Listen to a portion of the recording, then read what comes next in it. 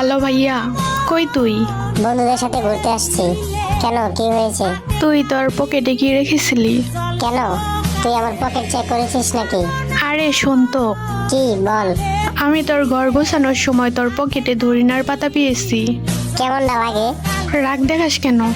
আরে এগুলো তারপর রান্না করার সময় ধনিয়ার পাতাগুলো তরকারিতে দিচ্ছি।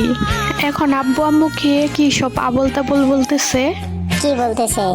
বাবা বলতেছে আমি আকাশে উঠতেছি, মা বলতেছে আমি চাঁদের দেশে যাচ্ছি। আর কি কি বলে?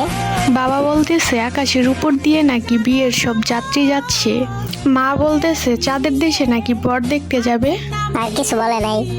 বলতেছে তো অনেক কিছু। আচ্ছা, বাসায় কি তেঁতুল বা লেবু আছে? ফ্রিজে লেবু আছে।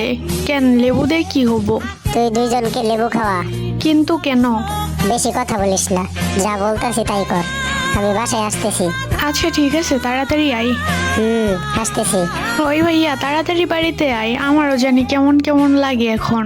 তুই ওই খাবার খাইছিস নাকি? তোর সাথে কথা বলতে বলতে খাইলাম। কাম সারছে রে। আচ্ছা তুই লেবু খা, আমি আসতেছি।